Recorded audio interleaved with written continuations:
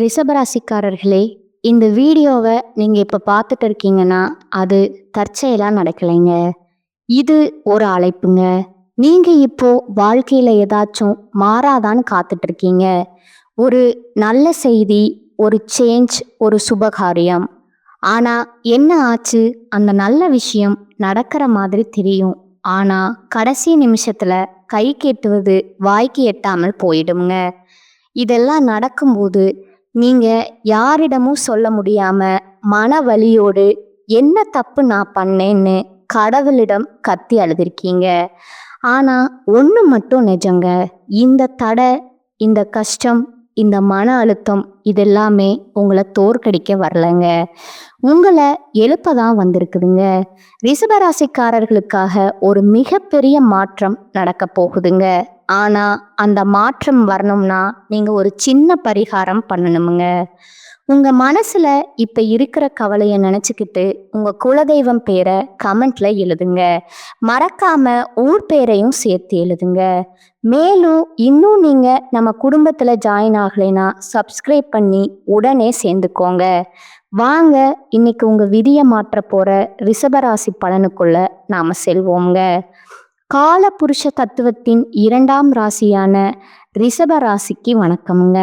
சிரதத்தன்மைக்கும் சொல்லிய சொல்ல காப்பாற்றுவதற்கும் ஒரு அழகான நந்தவனம் போன்ற மனதிற்கும் அடையாளமான ரிஷபராசி நேயர்களே, சுக்கிரனின் மைந்தர்களே, உங்கள் அனைவருக்கும் அந்த மகாலட்சுமியின் அருளும் உங்க ராசிநாதன் சுக்கிர பகவானின் ஆசியும் எப்போதும் முழுமையா கிடைக்கட்டுமுங்க. ரிஷபராசி நேயர்களே, இன்னைக்கு நாம பேச போற இந்த விஷயம் உங்களோட மனசாட்சியோடு நான் பேச போற ஒரு விஷயம்ங்க.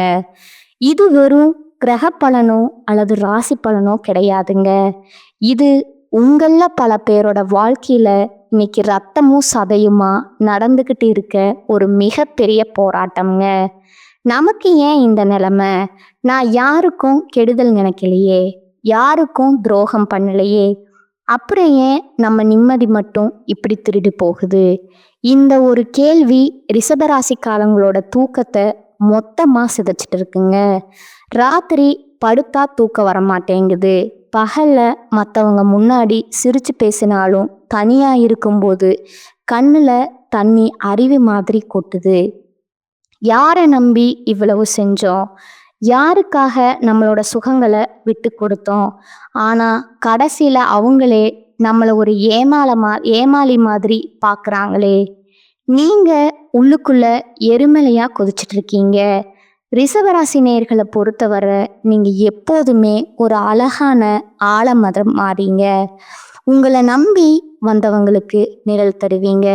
கஷ்டப்படுறவங்களுக்கு தோள் கொடுப்பீங்க. நீங்க சம்பாதிக்கிற ஒவ்வொரு ரூபாயும் நீங்க அனுபவிச்சதை விட உங்க குடும்பமும் உங்களை சுத்தி இருக்கிறவங்களும் அனுபவிக்கணும்னு தான் நினைப்பீங்க. ஒருத்தர் கஷ்டம்னு வந்து நின்னா உங்க பாக்கெட்ல இருக்க கடைசி பணத்தை கூட அவங்களுக்கே கொடுத்து அடுத்த வேளை சாப்பாட்டுக்கு என்ன பண்ணுவோம்னு கூட யோசிக்காத மகாஜனங்கள் நீங்கங்க. ஆனா இப்போ உங்க நிலைமை என்ன தெரியுமா? நீங்க யாருக்காக கோபுரத்தை ரத்தம் சிந்தி எழுப்புனீங்களோ அவங்களே உங்களை அந்த கோபுரத்துல இருந்து தள்ளி விட்டுட்டு கீழே இருந்து வேடிக்கை பார்க்குறாங்க. நீங்க யார நம்ம ஆளுன்னு நினைச்சு உங்க வீட்டு பீரோ சாவியை கொடுத்தீங்களோ அவங்களே இன்னைக்கு உங்க வீட்டு வாசல்ல நின்று உங்களை வெளியில போக சொல்றாங்க. நீங்க ஊட்டிய அதே கை இன்னைக்கு உங்க தொண்டையில நெருக்க காத்துட்டு இருக்குறீங்க.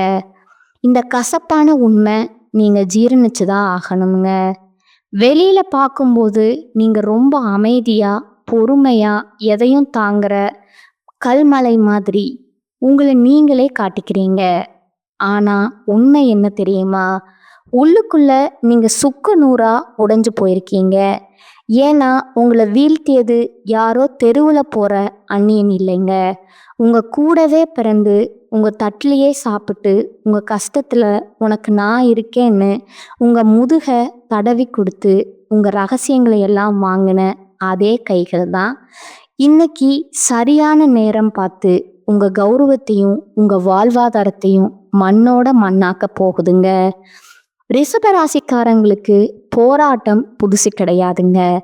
ஆனா இந்த துரோகம் அப்படிப்பட்டது இல்லைங்க. அது உங்க நம்பிக்கையே வேரோடு பிடுங்கி எரிஞ்சிருதுங்க. பாசம் ஒன்று நிஜமாவே இந்த உலகத்துல இருக்கான்னு உங்களை யோசிக்க வைக்குதுங்க. ஜோதிட ரீதியா பார்த்தா உங்க ஜாதகத்துல 2ஆம் இடமான குடும்பஸ்தானம் மற்றும் 7ஆம் இடமான கலத்திரஸ்தானம் மற்றும் நண்பர்கள் ஸ்தானம் இப்போ ஒரு ஆபத்தான கிரக கூட்டணியில இருக்குதுங்க. இதனால தான் நீங்க யாருக்காக உங்க துரோகத்தை தியாகம் செய்தீர்களோ, எவருக்காக உங்கள் சொந்த ஆசைகளை எல்லாம் குழி தோண்டி புதைத்தீர்களோ, அவர்களே இன்று உங்களை உதவாக்கறன்னு முத்திரை குத்தி ஓரம் கட்டுறாங்கங்க. ரிஷபராசி நேயர்களே, உங்க பொறுமை தான் இப்போ அவங்களுக்கு ஒரு வசதியா போச்சுங்க. நீங்க எதுவும் பேச மாட்டேங்கிறீங்க. நீங்க பேச மாட்டேங்கிற தைரியத்துல தான் அவங்க உங்க மேல ஏறி சவாரி செய்றாங்கங்க. இந்த வீடியோ வரிசையில நம்ம ரிஷபராசியின் நிம்மதியை திருடும் அந்த 3 முக்கியமான உறவுகளை பற்றி உடைக்க போறோம்ங்க. அவர்கள் எப்படி உங்கள் பாசத்தை வைத்து உங்களையே வியாபாரம் செய்கிறார்கள். 1, அந்த இரத்த பந்தம் உங்கள் கூடவே பிறந்து உங்கள் உழைப்பால வளர்ந்துட்டு இன்று உங்கள் சொத்துக்காகவும் கௌரவத்துக்காகவும் உங்களை வீழ்த்த துடிக்குமுங்க. அந்த முதல் உறவு யார்? 2வது, அந்த பாசக்கார சகுனிகள் உங்கள் வீட்டு விசேஷங்களில் முன்னால் வந்து நின்று கொண்டு உங்களை புகழ்வது போலவே பேசி உங்கள் பலவீனங்களை உங்கள் எதிரிகளிடம் கொண்டு போய் விற்கும் அந்த 2வது உறவு யார்? 3வது பார்த்தீங்கன்னா, அந்த நண்பன் எனும் முகமூடி நீங்கள் உயிர் என்று நம்பி எதையெல்லாம் அவரிடம் கொட்டினீர்களோ அதை ஆயுதமா மாற்றி உங்கள் வாழ்வை சிதைக்க காத்திருக்கும் அந்த 3வது நபர் யார்? இந்த வீடியோவை நீங்க ஒரு நிமிஷம் கூட ஸ்கிப் பண்ணாம பார்க்கணுங்க. ஏன்னா இது உங்களுக்காக நான் போடுற வீடியோ இல்லைங்க. உங்க கண்ணு முன்னாடியே நடந்துட்டு இருக்கிற அந்த சதியை நீங்க அடையாளம் காணும். உங்களை அழிச்சவங்க முன்னாடி நீங்க மீண்டும் ஒரு ராஜாவா தலை நிமிர்ந்து நிற்க வைக்கிறது தான் இந்த ஜாதக ரகசியத்தோட ஒரே லட்சியம்ங்க. ரிஷபராசி நேயர்களே, இது உங்களுக்கான எச்சரிக்கை மட்டும் கிடையாதுங்க. இது உங்களுக்கான ஒரு மகா ஆயுதம்ங்க. துரோகத்தால் வரும் காயங்களை விட அந்த துரோகிய அடையாளம் காணாததுதான் உங்கள் வாழ்வின் மிகப்பெரிய வீழ்ச்சிங்க. இந்த அறிமுகத்துல உங்க மன அழுத்தத்துக்கும் உங்க வாழ்க்கையில இப்ப ஏற்பட்டிருக்கிற இந்த சரிவுக்கும் காரணமான அந்த நன்றி மறந்த முகங்களை அணு அணுவா அடையாளம் காட்டப் போகிறோம்ங்க. வாருங்கள், ரிஷபத்தின் பொறுமை ஏன் இப்படி சோதிக்கப்படுது? நீங்க அன்னமிட்ட கை ஏன் உங்க கழுத்தை நெருக்க பார்க்குது? இதை பற்றி மிக மிக விரிவா பார்ப்போம்ங்க. இது ஜாதக ரகசியம்ங்க. ரிஷபராசி துரோகங்களின் ரகசிய தொடர் பகுதி 1, கூடவே பிறந்து குழிப்பறுக்குமுங்க அந்த இரத்த பந்தம். ரிஷபராசி நேயர்களே, நாம இப்போ இந்த தொடரோட மிக முக்கியமான கட்டத்துக்குள்ள நுழைய போறோம்ங்க. ரிஷபராசிக்காரங்க வாழ்க்கையில இருக்கிற மிகப்பெரிய பலமும் அவங்க குடும்பம்தான். அவங்க வாழ்க்கையில விடுற மிகப்பெரிய அடியும் அதே குடும்பத்துல இருந்து தான் வருதுங்க. இது எவ்வளவு பெரிய முரண்பாடு பார்த்தீங்களா? ரிஷபராசிக்கு 2ஆம் இடம்ங்கிறது குடும்பஸ்தானம்ங்க. இந்த இடத்தோட அதிபதியா வர்றது புதன் பகவானுங்க. இதனாலேயே உங்களுக்கு பேசும் திறமையும் குடும்பத்து மேல ஒரு அதீத பற்றும் இருக்குங்க. ஆனா இதே புதன் பகவான் சில நேரங்கள்ல உங்களுக்கு பக்கத்துல இருக்கிறவங்களையே உங்களுக்கு எதிரா மாத்திருவாருங்க. யார் அந்த இரத்த பந்தம்? நீங்க ஒரு நிமிஷம் கண்ணை மூடி யோசிச்சு பாருங்க. நீங்க சின்ன வயசுல இருந்து யாருக்காக எதையும் விட்டு கொடுத்தீங்க? உங்க தம்பியா இருக்கலாம், தங்கையா இருக்கலாம், இல்லை உங்க கூடவே பிறந்த அண்ணனா இருக்கலாம். ரிஷபராசிக்காரங்க எப்பவும் செல்ஃப்லெஸ் மனிதர்கள்ங்க. அதாவது தனக்கு ஒரு பொருள் கிடைக்கிறத விட தன் தம்பிக்கு அது கிடைச்சா நீங்க ரொம்ப சந்தோஷப்படுவீங்க. அவங்க நல்லா இருக்கணும்னு நீங்க உங்க படிப்பை விட்டுட்டு வேலைக்கு துணிஞ்சிருப்பீங்க. அவங்க கல்யாணத்துக்காக நீங்க கடன் வாங்கி இருப்பீங்க. அவங்க ஒரு வீடு கட்டின உடனே நீங்க உங்க சேமிப்பை மொத்தமா தூக்கி கொடுத்துருப்பீங்க. ஆனா இன்னைக்கு நிலைமை என்ன? நீங்க எப்ப அவங்களுக்கு காசு கொடுக்கறத நிறுத்துனீங்களோ, இல்ல என்னைக்கு உங்களுக்கு ஒரு கஷ்டம்னு வந்து அவங்க முன்னாடி நின்று ஒரு உதவி கேட்டீங்களோ, அன்னைக்கு அவங்களோட உண்மையான முகம் வெளியில வந்திருக்குங்க. துரோகத்தின் முதல் படி அலட்சியமுங்க. முதல்ல அவங்க உங்களை மதிக்கிறத நிறுத்துவாங்க. இவன் என்ன செஞ்சான் நமக்கு, அவன் கடமையை செஞ்சான் அப்படின்னு ரொம்ப சாதாரணமா பேசுவாங்க. ரிஷபராசி நேயர்களே, நீங்க மற்றவங்க கிட்ட பாராட்ட எதிர்பார்க்க மாட்டீங்க. ஆனா நீங்க செஞ்ச உதவிக்கு ஒரு சின்ன நன்றியையாவது எதிர்பார்ப்பீங்க. ஆனா அந்த நன்றி கடனுக்கு பதிலா அவங்க உங்களுக்கு கொடுக்கறது என்ன தெரியுமா? அலட்சியம்ங்க. குடும்ப விஷயங்கள்ல உங்களை கூப்பிடாம விடுறது, அப்படியே கூப்பிட்டாலும் உங்களை ஒரு மூலையில உட்கார வைக்கிறது, உங்க பேச்ச யாரும் மதிக்காத மாதிரி ஒரு சூழலை உருவாக்குறது, இதுதான் அந்த துரோகத்தோட முதல் படிங்க. சொத்து மற்றும் பண விஷயத்துல விழும் பலத்த அடிங்க. ரிஷபராசிக்காரங்க கஷ்டப்பட்டு சேர்த்த சொத்துல கை வைக்கிறதுல தான் இவங்க தான் முதல்ல நிற்பாங்க. நீ தான் நல்லா சம்பாதிக்கிறியே, இது எனக்கு இருக்கட்டுமேனு பாசமா பேசி உங்ககிட்ட இருந்த நிலத்தையோ வீட்டையோ இல்லை ஒரு பெரிய தொகையோ அபகரிச்சிருப்பாங்க. நீங்க சரி போனா போகுது, என் தம்பி தானே, என் ரத்தம் தானேன்னு விட்டு கொடுப்பீங்க. ஆனா அந்த சொத்து அவங்க கைக்கு போனதுக்கு அப்புறம் உங்களை அவங்க யாருன்னே தெரியாத மாதிரி நடத்துவாங்கங்க. குறிப்பா ரிஷபராசி பெண்கள், நீங்க உங்க பிறந்த வீட்டுக்காக எவ்வளவோ செஞ்சிருப்பீங்க. ஆனா உங்களுக்கு ஒரு பிரச்சனை வரும்போது அதை பிறந்த வீட்டில் இருக்கிறவங்க கதவை தட்டுவாங்க, கதவை தாளிட்டுக்குவாங்கங்க. உனக்கு அங்கே என்ன வேலைன்னு கேட்குற அந்த ஒரு வார்த்தை உங்க இதயத்தை ஈட்டியால குத்துற மாதிரி இருக்குமுங்க. ஏன் இவங்க இப்படி மாறுறாங்க? இதுக்கு காரணம் உங்க மேல இருக்கிற பொறாமை தாங்க. ரிஷபராசிக்காரங்க எப்பவும் உழைப்பால உயர்வாங்க. நீங்க வீழ்ந்தாலும் மீண்டும் எழுதுருவீங்கிற பயம் அவங்களுக்குள்ள இருக்குங்க. அதனாலேயே உங்களை எழுந்திருக்க விடாம செய்யணும்னா உங்க குடும்பத்துக்குள்ளேயே குழப்பத்தை உண்டு பண்ணணும்னு அவங்க நினைக்கிறாங்க. நீங்க யாருக்காக ரத்தம் சிந்தி உழைச்சிருக்கீங்களோ அவங்களே இப்போ உங்க எதிரிகளோட கை கோர்த்துக்கிட்டு உங்களுக்கு எதிராக சதி செய்கிறாங்க. ரிஷபராசி நேயர்களே, அந்த நபர் யாருன்னு உங்களுக்கு இந்நேரம் புரிஞ்சிருக்குமுங்க. அவங்க உங்க முன்னாடி வரும்போது ரொம்ப பவ்யமா நடிப்பாங்க. ஆனா பின்னாடி போனா உங்களை பத்தி தப்பா பேசுவாங்கங்க. இவனுக்கு திமிர் பிடிச்சவன், இவன் யாருக்கும் எதுவும் செய்யலைன்னு ஊர் முழுக்க வதந்திய பரப்புவாங்க. இந்த துரோகத்துல இருந்து நீங்க எப்படி தப்பிக்க போறீங்க? அந்த இரத்த பந்தத்துக்கிட்ட இருந்து உங்களை நீங்க எப்படி தனிமைப்படுத்திக்க போறீங்க? அவங்க செஞ்ச துரோகத்தை அவங்களுக்கே எப்படி உணர்த்த போறீங்க? வாருங்க, ரிஷபராசியின் துரோக பக்கங்களின் இது வெறும் ஆரம்பந்தாங்க.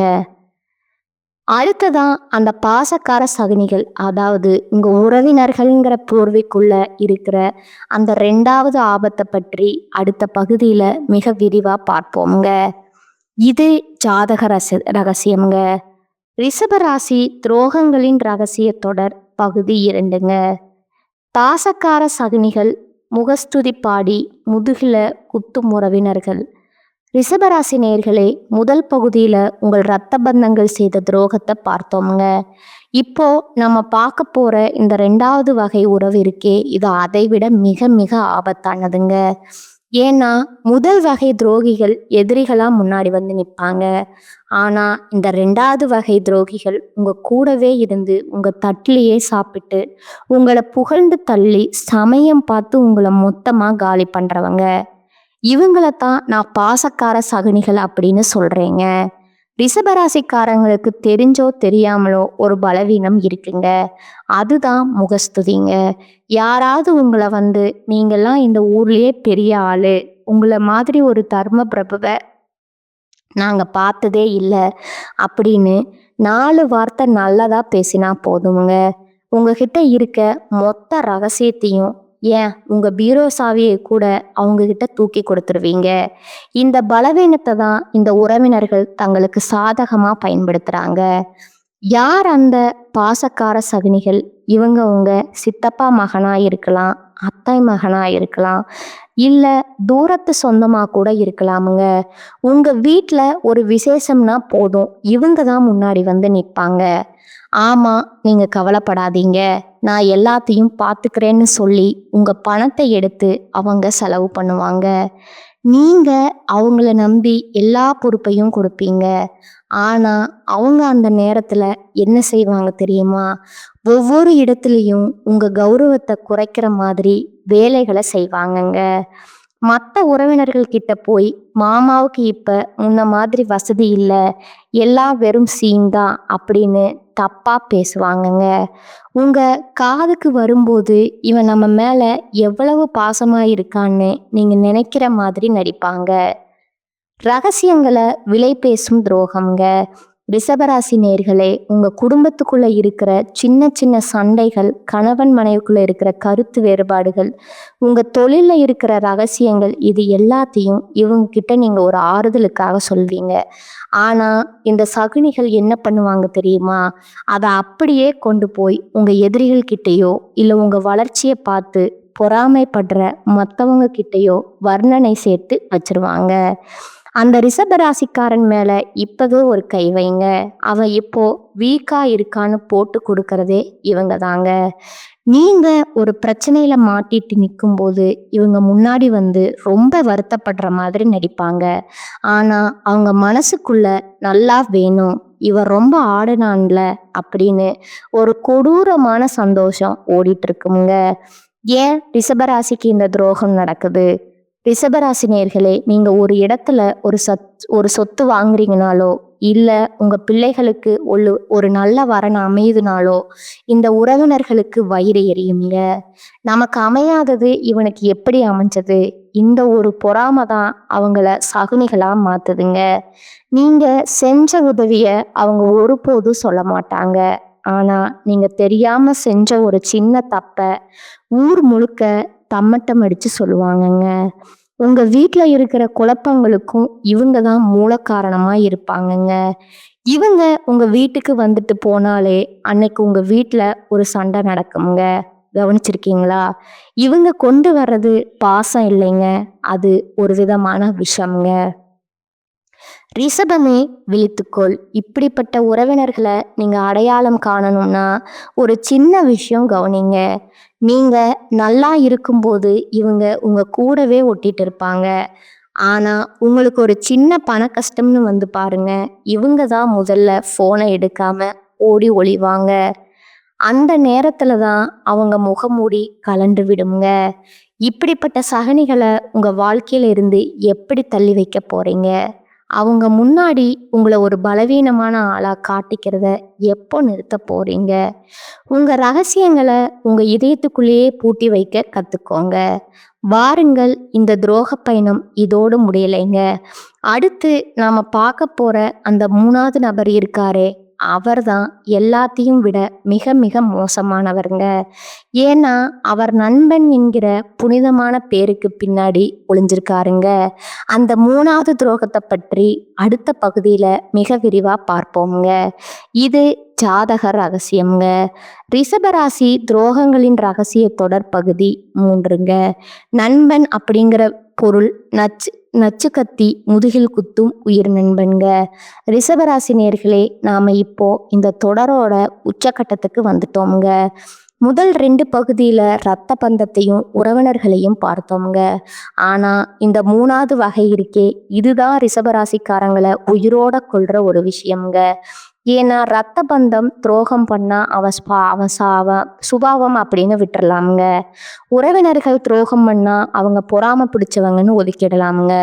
ஆனா உயிரை விட மேலானதுன்னு நீங்க நம்பின ஒரு நண்பன் துரோகம் பண்ணா அதை உங்களால சாகுற வரைக்கும் மறக்கவே முடியாதுங்க. ரிஷபராசிக்காரர்களுக்கு நண்பர்கள்னா ரொம்ப இஷ்டம்ங்க. சுக்கிரனோட ஆதிக்கம் இருக்கிறதுனால நீங்க எப்பவும் ஒரு கூட்டத்தோட இருக்கணும், ஜாலியா இருக்கணும்னு நினைப்பீங்க. நீங்க உங்க நண்பனுக்காக என்ன வேணும்னாலும் செய்வீங்க. அவன் கஷ்டப்படுறாருன்னு தெரிஞ்சா உங்க மனைவியோட நகையை அடகு வச்சாது அவனுக்கு பணம் கொடுப்பீங்க. அவன் ஒரு பிரச்சனையில இருந்தா நீங்க முன்னாடி போய் நிப்பீங்க.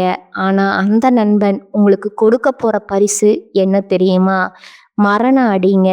யார் அந்த நண்பன்? இன்னும் முகமூடி. உங்க கூடவே காலேஜ்ல படிச்சவரா இருக்கலாம், இல்ல ஆபீஸ்ல உங்க கூடவே வேலை செய்யறவரா இருக்கலாம், இல்ல உங்க பிசினஸ் பார்ட்னரா கூட இருக்கலாம். ரிஷபராசி நேர்களே, நீங்க ஒருத்தரை நண்பன்னு ஏத்துக்கிட்டா உங்க வீட்டு ரகசியம், உங்க தொழிலோட லாப நஷ்டம், ஏன் உங்க பர்சனல் வாழ்க்கையில நடக்கிற எல்லா விஷயத்தையுமே அவன்கிட்ட கொட்டிடுவீங்க. இவன் நம்ம கிட்ட எதையும் சொல்ல மாட்டான்னு நீங்க நம்புற அந்த ஒரு இடம்தான் உங்க வீழ்ச்சியோட ஆரம்பம்ங்க. தொழில்ல விழும் பலத்தை அடிங்க. நீங்க ஒரு ஐடியா பண்ணி ஒரு புது பிஸ்னஸ் ஆரம்பிக்கலாம்னு இருப்பீங்க.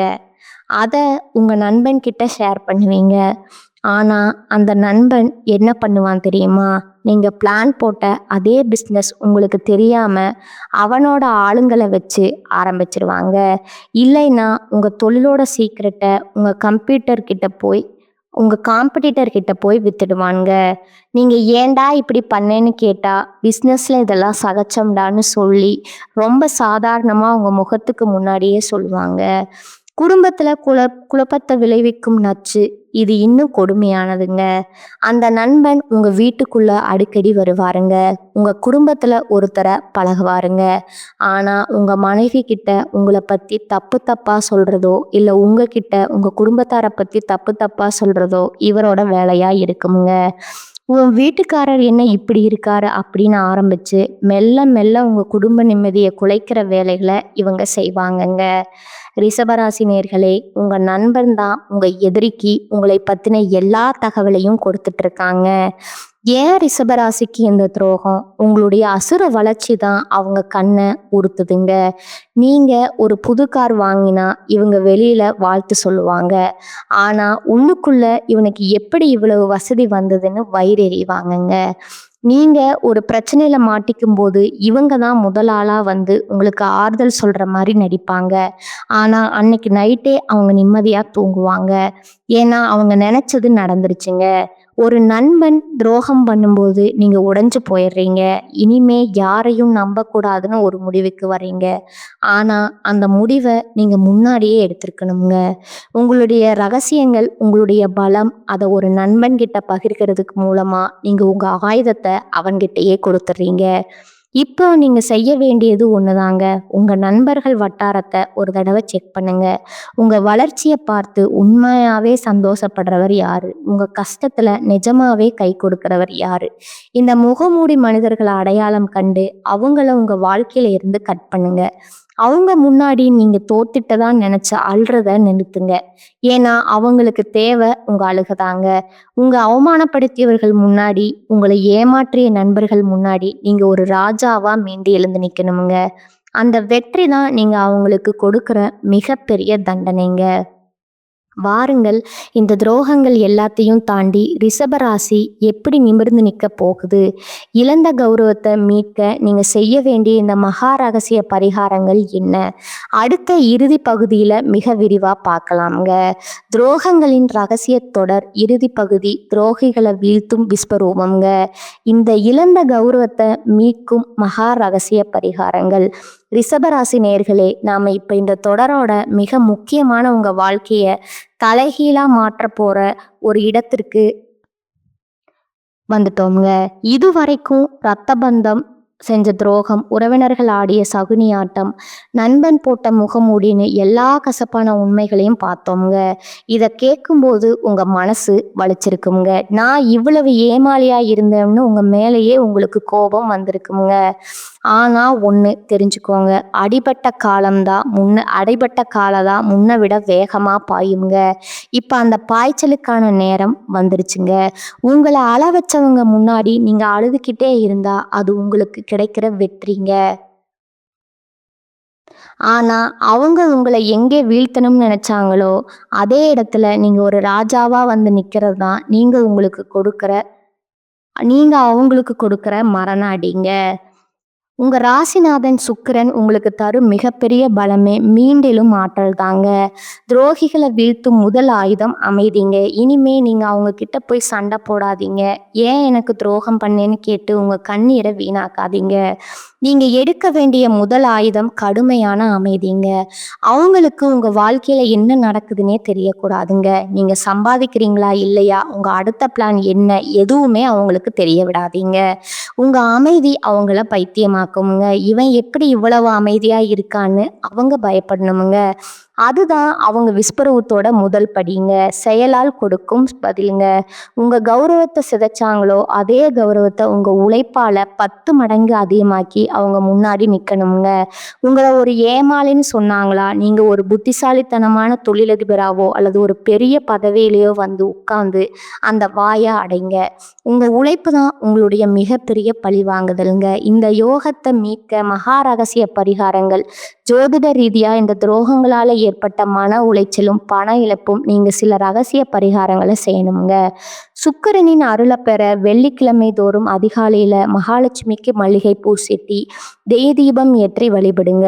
ரிஷபராசிக்கு அதிபதி சுக்கிரன் என்பதால மொச்சை பயிறு சுண்டல் செய்து தானம் கொடுப்பது உங்க பண வரத்தை நீக்குங்க.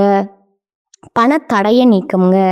எதிரிகள் அழிய சத்ரு சம்ஹாரம் செவ்வாய்க்கிழமை தோறும் அருகில் இருக்கும் முருகப்பெருமானின் கோயிலுக்கு போய் ஒரு எலுமிச்சம்பழத்தை அவர் பாதத்தில் வச்சு பின்னாடி அதை வீட்டுக்கு கொண்டு வந்து உங்கள் வீட்டு வாசலில் வெட்டுங்க.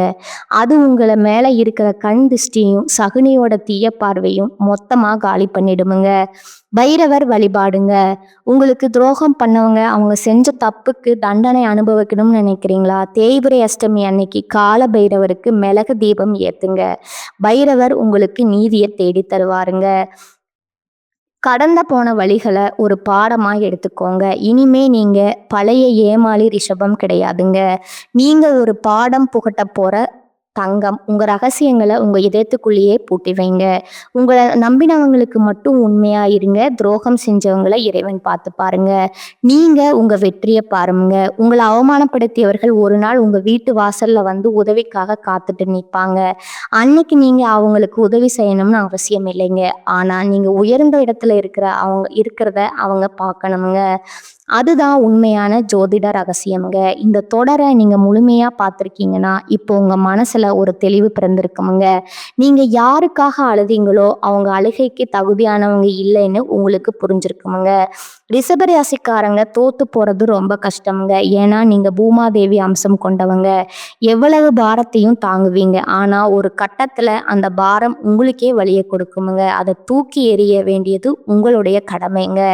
உங்களை வீழ்த்த நினைச்ச அந்த ரத்த பந்தமா இருக்கட்டும், உங்க வீட்டுக்குள்ளேயே உட்கார்ந்து குளிபறிச்ச அந்த சகுனிகளா இருக்கட்டும், இல்ல நண்பன்னு நம்பி நீங்க முதுக திரும்பும் போது குத்துன அந்த துரோகியா இருக்கட்டும், அவங்க எல்லாருமே நீங்க கொடுக்க வேண்டிய ஒரே பரிசு மாதிரி அவங்கள உங்க மனசுல இருந்து மொத்தமா தொடச்சேறீங்க. அவங்கள பத்தி யோசிக்கிற ஒவ்வொரு நிமிஷமும் உங்க வளர்ச்சியோட ஒரு நிமிஷத்தை நீங்க இழக்கிறீங்க. நீங்க இழந்த மதிப்பு, இழந்த பணம், இழந்த நிம்மதி, இது எதுவுமே நிரந்தரமா உங்களை விட்டு போகலைங்க. அது எல்லாமே ஒரு பாடத்தை கத்து கொடுத்துட்டு போகுதுங்க. சுக்கிரனோட ஆதிக்கம் இப்போ உங்களுக்கு சாதகமா மாறப்போகுதுங்க. துரோகிகள் முன்னாடி நீங்க தலை குனிஞ்சு நின்ன காலம் முடிஞ்சு போச்சுங்க. இனிமே அவங்க உங்க நிழலை பார்த்து பயப்படுற காலம் ஆரம்பமாகுதுங்க. இனிமே உங்ககிட்ட ஒருத்தர் உதவி கேட்டு வராங்கன்னா உங்க பழைய ஏமாளி ரிஷபமா போய் நிக்காதுங்க. நிதானமா ரிஷபமா இருங்க. யாருக்கு உதவி செய்யணும், யாரை தள்ளி வைக்கணும், ஒரு எல்லைக்கோட்டை வரைச்சுக்கோங்க. அந்த எல்லைக்கோட்டை தாண்டி வர எவனுக்கும் உங்க வாழ்க்கையில இடம் இல்லைன்னு முடிவெடுங்க. உங்களை அவமானப்படுத்தியவர்கள் ஒரு நாள் உங்க வீட்டு வாசல்ல வந்து உதவிக்காக காத்துட்டு நிற்பாங்க. அப்ப நீங்க அவங்கள உதாசீனப்படுத்த வேண்டாமுங்க. ஆனா நீங்க அடைஞ்சிருக்க போற அந்த உன்னதமான இடத்தை பார்த்து அவங்க வயிறு எரியணுமுங்க. அதுதான் நீங்க அவங்களுக்கு கொடுக்கிற மிகப்பெரிய தண்டனைங்க.